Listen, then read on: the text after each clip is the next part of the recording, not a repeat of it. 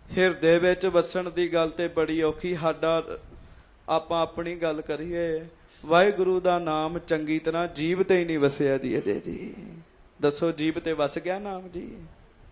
ਜੇ ਜੀਭ ਤੇ ਨਾਮ ਵਸੇ ਤੇ ਗੱਲ ਦੂਜੀ ਹੋਰ ਹੋਵੇ ਹੀ ਨਾ ਜੀ। ਅਜੇ ਜੀਭ ਤੇ ਨਾਮ, ਅਜੇ ਜੀਭ ਤੇ ਨਹੀਂ ਵਸਿਆ ਤੇ ਹਿਰਦੇ 'ਚ ਕਿਹੜੇ ਵੇਲੇ ਵਸੇਗਾ ਜੀ?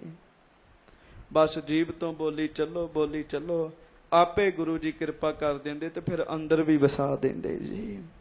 ਹੁਣ ਸਾਵਧਾਨ ਹੋਵੋ 2 ਮਿੰਟ, ਕਿਉਂ ਕਾਹਦੀ ਕਥਾ ਨਾਮ ਦੀ ਹੈ ਜੀ। ਅਸੀਂ ਵੀ ਇੰਨਾ ਨਾਮ ਨਹੀਂ ਜਪਦੇ ਤੇ ਗੁਰੂ ਕਿਰਪਾ ਕਰੇ ਵੈਸੇ ਹੀ ਸਾਨੂੰ ਤਾਰ ਲੈਣ ਸੱਚੇ ਪਾਤਸ਼ਾਹ। ਸੰਗਤ ਦਾ ਬੜਾ ਲਾਭ ਹੈ। ਚਲੋ ਹੁਣ ਘੜੀ ਵਾਹਿਗੁਰੂ ਵਾਹਿਗੁਰੂ ਜਪ ਲਾਂਗੇ, ਫਿਰ ਪਤਾ ਨਹੀਂ ਘਰ ਜਾ ਕੇ ਚੌਂਕੜੀ ਮਾਰ ਕੇ ਵਾਹਿਗੁਰੂ ਵਾਹਿਗੁਰੂ ਜਪਣਾ ਕਿ ਨਹੀਂ ਜਪਣਾ ਜੀ। ਪਤਾ ਸਾਨੂੰ ਆਪਣੇ ਮਨਾਂ ਦਾ ਜੀ। ਹੋਵੋ ਸਾਵਧਾਨ ਤੇ ਆਖੋ ਸਤਿਨਾਮ ਵਾਹਿਗੁਰੂ, ਸਤਿਨਾਮ ਵਾਹਿਗੁਰੂ।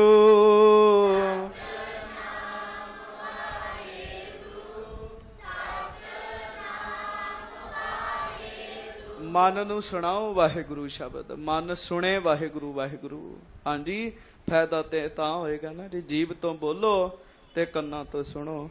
ਵਾਹਿਗੁਰੂ ਵਾਹਿਗੁਰੂ ਵਾਹਿਗੁਰੂ ਵਾਹਿਗੁਰੂ।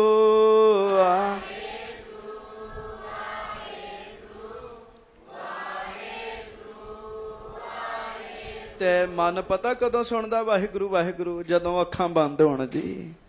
ਮਨ ਫਿਰ ਵਾਹਿਗੁਰੂ ਵਾਹਿਗੁਰੂ ਸੁਣਦਾ। ਜੇ ਅੱਖਾਂ ਖੁੱਲੀਆਂ ਉਹਨਾਂ ਤੇ ਬਾਹਰ ਦਾ ਹੀ ਨਹੀਂ ਵੇਖਣ ਤੋਂ ਧਿਆਨ ਹਟਣਾ ਜੀ। ਧਿਆਨ ਵੰਡਿਆ ਜਾਂਦਾ। ਅੱਖਾਂ ਬੰਦ ਕਰੋ ਤੇ ਸੁਣੋ ਮਨ ਦੀ ਆਵਾਜ਼। ਕਰੋ ਫੁਰਨੇ ਸ਼ਾਂਤ ਤੇ ਆਖੋ ਵਾਹਿਗੁਰੂ ਵਾਹਿਗੁਰੂ ਵਾਹਿਗੁਰੂ ਵਾਹਿਗੁਰੂ।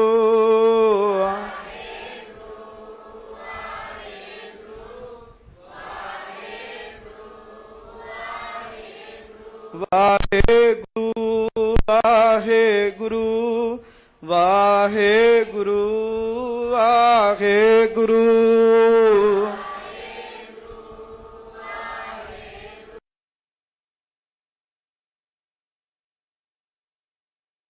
ਵਾਹਿਗੁਰੂ ਵਾਹਿਗੁਰੂ ਵਾਹਿਗੁਰੂ ਵਾਹਿਗੁਰੂ।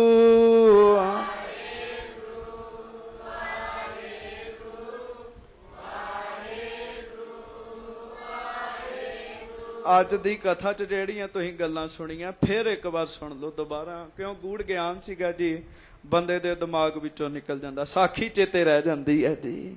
ਹਾਂਜੀ, ਪਰ ਜਿਹੜਾ ਗਿਆਨ ਹੈ ਉਹ ਨਿਕਲ ਜਾਂਦਾ। ਬੰਦਾ ਸਰੀਰ ਨਹੀਂ ਹੈਗਾ ਜੀ, ਬੰਦਾ ਇੰਦਰੀਆਂ ਨਹੀਂ ਹੈਗਾ, ਬੰਦਾ ਮਨ ਨਹੀਂ ਹੈਗਾ ਜੀ।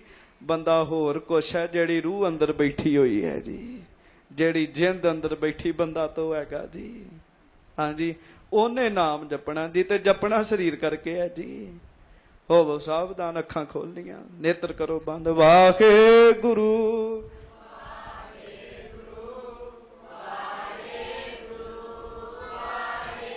ਵਾਹਿਗੁਰੂ ਵਾਹਿਗੁਰੂ ਵਾਹਿਗੁਰੂ ਵਾਹਿਗੁਰੂ।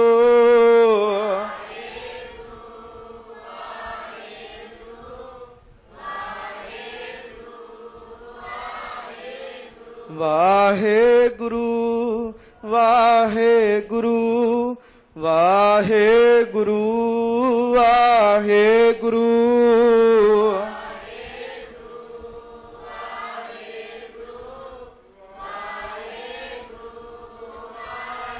ਵਾਹਿਗੁਰੂ ਵਾਹਿਗੁਰੂ ਵਾਹਿਗੁਰੂ ਵਾਹਿਗੁਰੂ।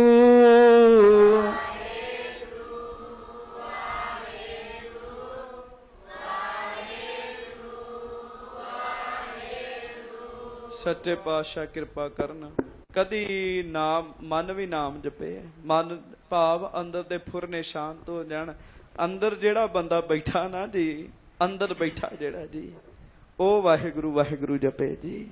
ਉਹ ਜਪੇ ਹੋਏਗਾ ਉਦੋਂ ਜਦੋਂ ਸਖਤ ਸਾਧਨਾ ਕਰਾਂਗੇ ਜੀ, ਲਗਾਤਾਰ ਅਭਿਆਸ ਕਰਾਂਗੇ, ਫਿਰ ਅੰਦਰ ਵਾਲਾ ਬੋਲਦਾ ਜੀ। ਹਾਂਜੀ, ਇਹ ਨਹੀਂ ਹੈਗਾ ਵੀ ਜੀਭ ਚੁੱਪ ਕਰਕੇ ਬਹਿ ਜਾਓ ਤੇ ਅੰਦਰ ਵਾਲੇ ਨੂੰ ਸੁਣਨ ਲੱਗ ਪਓ, ਏਦਾਂ ਗੱਲ ਨਹੀਂ। ਅਭਿਆਸ ਕਰਨ ਦੀ ਲੋੜ ਹੈਗੀ ਜੀ।